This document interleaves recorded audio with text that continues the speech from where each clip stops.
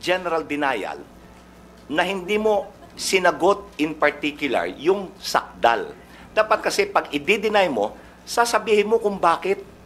Sinabi mo ganito, hindi totoo yan sapagkat. Okay? Wala siya nun sapagkat. Hindi yan yun. Ngayon ho, sa batas, ang general denial is considered an admission. Hindi ba sabi niya, gusto niya ng trial. She wants a bloodbath.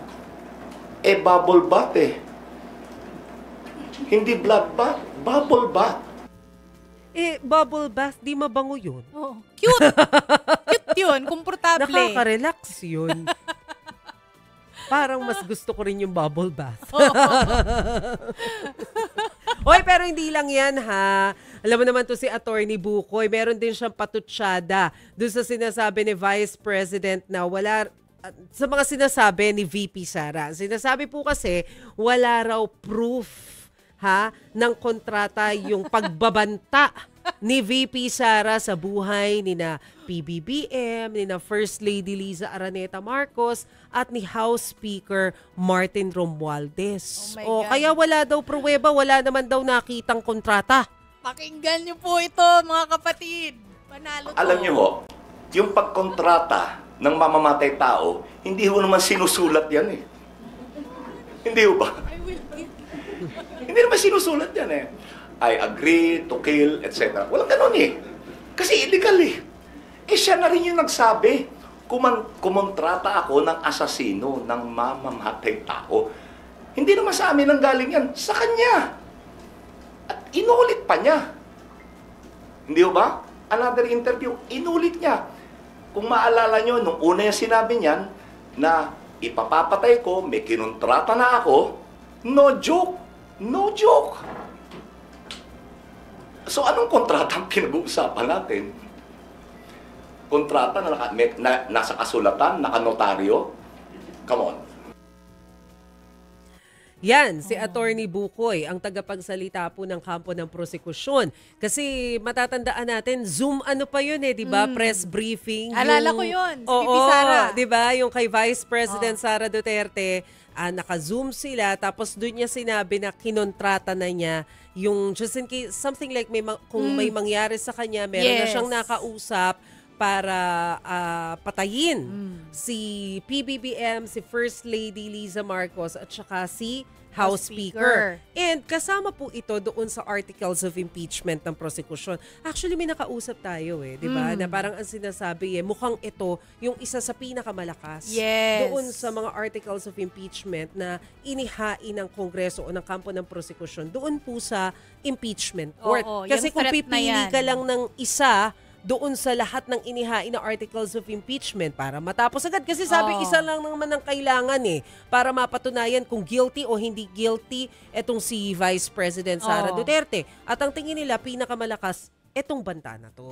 Mas malakas pa kaysa sa confidential funds issue. Isa siya sa malakas. Kasi, kumbaga, nasabi mo dun At saka sinabi niya talaga, no joke, no joke. Galit na galit si VP Sara nung time na yun di ba? Yeah. Ito yung time na nagkulong siya. Tama ba? Sa House of Representatives. Kasi yung kanyang staff, Chief of Staff, si Zulaika Lopez.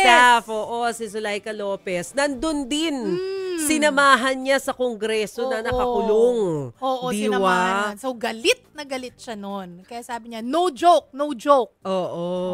Na hindi siya agad umuwi nun Kaya kung matatandaan ninyo, ang press briefing nun, hindi in person. Via Zoom lang kasi ayaw lumabas ni na VP Sara dun sa kwarto. Kwarto yata ni Pulong yun, di ba? Yes. Tama. Kasi yun parang yung kapatid niya na si Congressman Pulong yung nagbigay sa kanya ng basbas na sige, use my office. Dun ka. So hindi sila lumalabas dun. So kahit yung mga kapatid natin sa media na nakabantay dun sa labas, wala, hindi rin makita si VP Sara. Natatandaan ko yan kasi nasa abroad ako niyan, pinapapasok ako to cover. Meron din akong personal trip. Personal. Ikaw nagbayad. Ako nagbayad. Pero wala naman kasing magbabayad na iba. Ako lang. Wala kang kinausap na mga prime minister. Hindi, naglakwatsa lang ako. Personal talaga. Personal trip. di ba? So, yon. Kaya hindi ko na-cover. Napanood ko lang sa mga balita na yun pala, dinaan na lang nila sa Zoom Oo. yung press briefing. Grabe, Naku. ano yung mga personalities natin. Pero ang gaganda kasi meron ng talaga silang, bawat panig merong mga spokesperson. So talagang naririnig po natin lahat ng sides. At Correct. ine-ere po natin dito lahat ng sides. Ang ipinupunto rin po pala kasi ng isa pa ng prosekusyon, hinahanap nila doon sa sugat sana ni Vice President Sara Duterte. Hindi raw itinanggi ni VP Sara doon sa Correct. kanyang sagot yung tangka na supilin yung paglalabas ng dokumento mula sa Commission on Audit. Wala daw denial.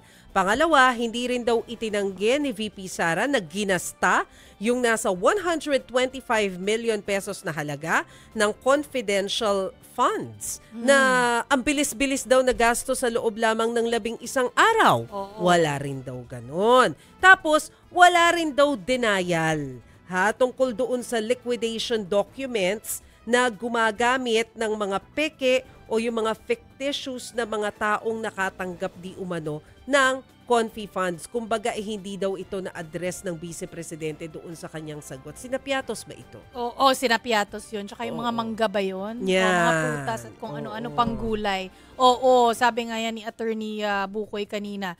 Alam ko, sabi ni VP Sara, no, mga kapatid, sabi niya, wala namang dong nakasaad na kailangan ganitong, may time frame, kumbaga.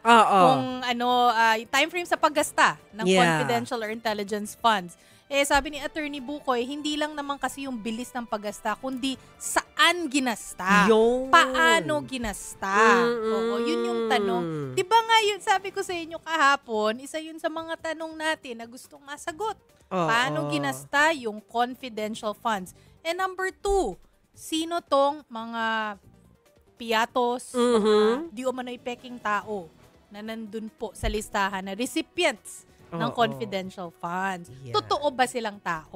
Oo. Kasi po kung matatandaan natin, yun pong answer ad cautelam ni Ad cautelam. cautelam ni Vice President Sara Duterte.